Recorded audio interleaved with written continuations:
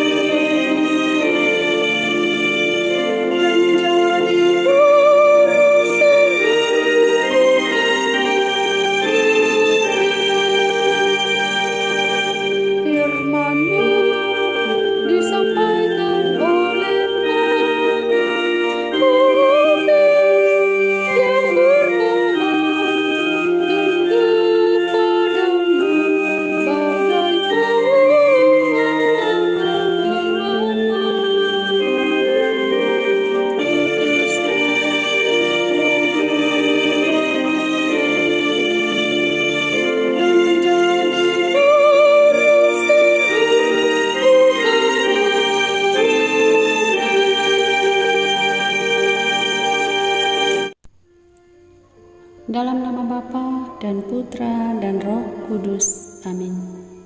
Utuslah Roh-Mu ya Tuhan, maka semuanya akan diciptakan lagi, dan Engkau akan membarui muka bumi. Marilah kita berdoa. Ya Allah, Engkau yang mengajar hati umat-Mu dengan penerangan Roh Kudus. Berilah kami dengan perantaraan Roh Kudus kebijaksanaan yang sejati, serta kurnia selalu merasa gembira atas penghiburannya. Oleh Kristus Tuhan kami. Amin.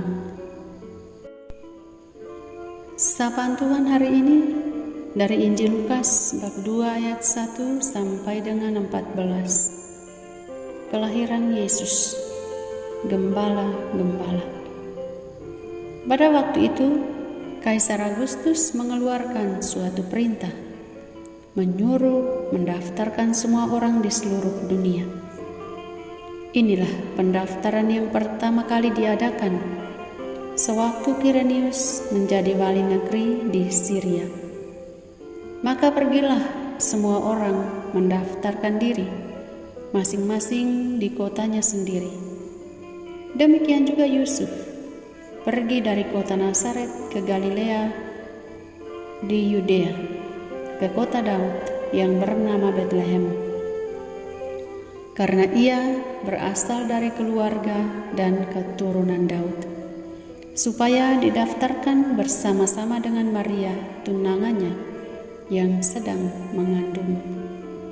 Ketika mereka di situ, tibalah waktunya bagi Maria untuk bersalin. Maka ia melahirkan seorang anak laki-laki, anaknya yang sulung. Lalu dibungkusnya dengan lampin dan dibaringkannya di dalam palungan, karena tidak ada tempat bagi mereka di rumah penginapan. Di daerah itu ada gembala-gembala yang tinggal di padang menjaga kawanan ternak mereka pada malam hari. Tiba-tiba berdirilah seorang malaikat Tuhan di dekat mereka, dan kemuliaan Tuhan bersinar meliputi mereka, dan mereka sangat ketakutan. Lalu kata malaikat itu kepada mereka, "Jangan takut, sebab sesungguhnya aku memberitakan kepadamu kesukaan besar untuk seluruh bangsa. Hari ini telah lahir bagimu juru selamat, yaitu Kristus Tuhan di kota Daud. Dan inilah tandanya bagimu, kamu akan menjumpai seorang bayi dibungkus dengan lampin dan terbaring di dalam palungan."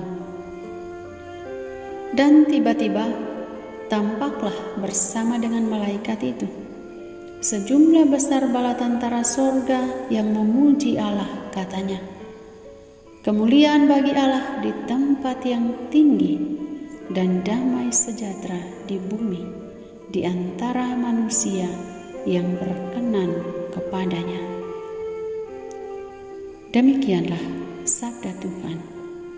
Terpujilah Kristus.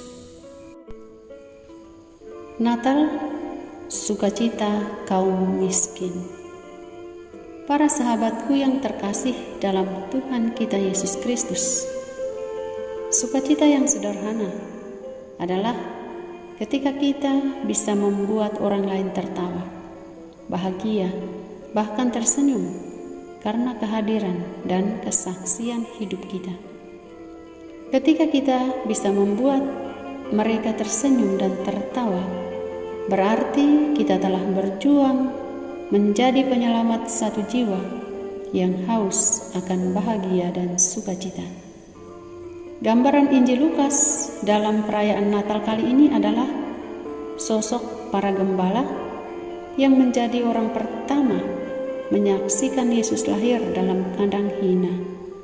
Lukas ingin menunjukkan kepada kita bahwa Sang Raja Damai, Yesus Kristus, ingin menyamakan diri dengan manusia dan berpihak pada orang miskin. Bayi Yesus adalah wujud solidaritas dan keberpihakan Allah kepada orang-orang kecil, lemah, miskin, hina dina, papa, dan sederhana. Kaum miskin merupakan titik sentral dalam pemberitaan Injil atau pewartaan kabar gembira. Dapat dikatakan bahwa Injil tidak dapat dipisahkan dan tidak dapat dipahami tanpa kaum miskin, karena kaum miskinlah yang menjamin anugerah kehidupan kekal. Mereka membantu kita untuk menjadi kaya dalam cinta. Kemiskinan yang terburuk yang harus diberantas adalah kemiskinan cinta. Para sahabatku yang terkasih, Natal sesungguhnya merupakan sebuah kepedulian kita kepada kaum miskin dan hina yang ada di sekitar kita. Lalu pertanyaannya bagi kita, siapakah kaum miskin itu? Mereka itu adalah orang-orang sakit, mereka yang terlantar, para penderita, korban bencana alam, dan lain sebagainya. Ada juga orang yang miskin secara spiritual, yang seringkali masa bodoh atau cuek, malas tahu terhadap kehidupan menggereja, atau juga kalangan orang-orang yang ke gereja hanya pada saat Natal dan Paskah, atau dalam istilah yang sering diungkapkan oleh banyak orang, Katolik napas, Katolik Natal dan Paskah. Orang yang miskin cinta kasih, yang ingat diri dan lebih mengutamakan kepentingan pribadi daripada penderitaan sesama yang ada di sekitarnya. Dan juga orang yang memiliki banyak harta, banyak berkat, banyak kemudahan, tetapi miskin keberpihakannya pada orang-orang atau sesama yang membutuhkan uluran tangannya. Dan kita pun patut bersyukur bahwa orang-orang yang memiliki sesuatu, mereka terbuka hati pada orang lain yang membutuhkan. Dan tidak bisa kita pungkiri bahwa banyak orang yang menyadari bahwa Tuhan memberi berkat dan karunia bagi mereka untuk menolong orang lain. Para sahabatku yang terkasih, orang miskin bukan hanya soal harta kekayaan, tetapi soal hati.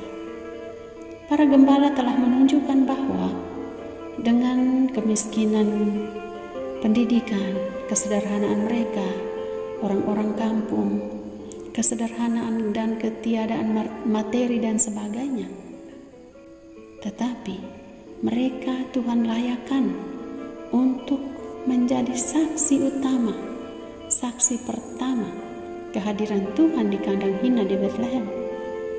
Itu karena ketulusan hati mereka untuk memberi diri, memberi apa yang mereka punya untuk hadirnya Sang Immanuel. Sukacita bukan hanya karena mereka telah melihat juru selamat, tetapi karena mereka memberi apa yang mereka punya, walau hanya kandang domba yang sebenarnya tidak layak. Tetapi itulah yang mereka punya, yang mereka bisa persembahkan untuk Tuhan. Dan Tuhan membuatnya, menjadikan tempat itu layak untuk kehadirannya. Sukacita tampak bukan dalam hal besar, tetapi dalam hal kecil untuk keselamatan orang lain. Para sahabatku yang terkasih, kita diminta untuk belajar dari ketulusan para gembala, belajar dari keikhlasan pengorbanan Maria dan Yosef untuk menerima konsekuensi bahwa bayi yang ada dalam kandungan Maria harus dilahirkan di kandang hina. Ketika kita berpihak pada orang miskin, orang kecil, orang sederhana, maka kita telah menyelamatkan dan membawa sukacita bagi mereka. Dan makna pernyataan malaikat Tuhan hari ini, telah lahir bagimu seorang juru selamat, telah terwujud dalam hati kita. Dengan demikian, kita layak dan pantas untuk menyerukan kemuliaan bagi Allah di tempat yang maha tinggi dan damai sejahtera di bumi di antara manusia yang berkenan kepadanya. Selamat Natal untuk semua sahabatku dimanapun berada. Marilah kita menyampaikan permohonan-permohonan kita. Ya Bapa yang Maha Kasih, limpahkanlah rahmat dan berkat-Mu bagi mereka yang sakit dan menderita.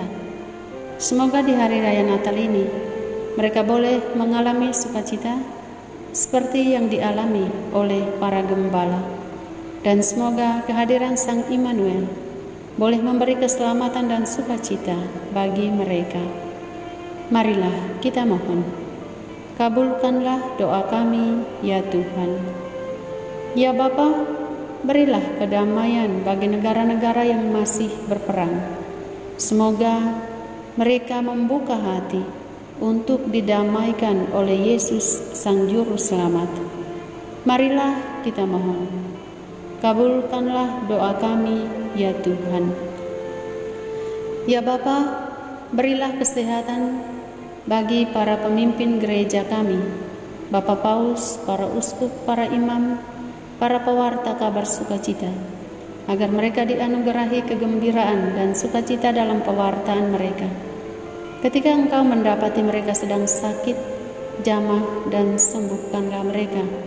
Bimbing dan tuntun mereka agar tidak tersandung dan tetap teguh dalam perjalanan panggilan dan perutusan. Marilah kita mohon. Kabulkanlah doa kami, ya Tuhan. Ya Bapa, semoga kami selalu diberi kekuatan dan keteguhan iman dalam menghadapi situasi hidup kami.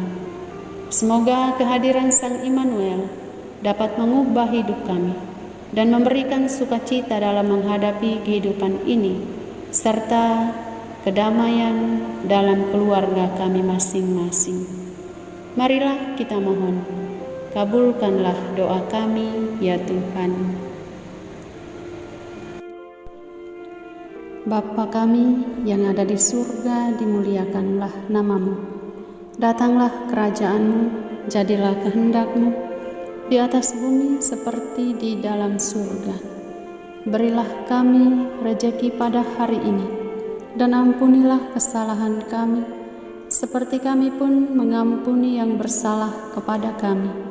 Dan janganlah masukkan kami ke dalam pencobaan, tetapi bebaskanlah kami dari yang jahat. Amin. Salam Maria, penuh rahmat, Tuhan sertamu. Terpujilah engkau di antara wanita dan terpujilah buah tubuhmu Yesus. Santa Maria Bunda Allah, doakanlah kami yang berdosa ini, sekarang dan waktu kami mati. Amin. Yesus Kristus, Anak Allah yang hidup, terang dunia, aku sembah sujud kepadamu. Untuk Engkau aku hidup, untuk Engkau aku mati. Yesus Kristus, Anak Allah yang hidup, terang dunia, aku sembah sujud kepadamu. Untuk Engkau aku hidup, untuk Engkau aku mati. Yesus Kristus, Anak Allah yang hidup, terang dunia, aku sembah sujud kepadamu. Untuk Engkau aku hidup, untuk Engkau aku mati. Santa Maria Reina Rosari, doakanlah kami. Santo Yosef, doakanlah kami. Santo Gabriel, doakanlah kami. Santo Santa pelindung kami masing-masing, doakanlah kami. Terpujilah kiranya Yesus Kristus sampai selama-lamanya. Amin. Dalam nama Bapa dan Putra dan Roh Kudus. Amin. Terima kasih para sahabat yang terkasih. Jumpa lagi di doa dan permenungan kita hari berikutnya. Tuhan memberkati.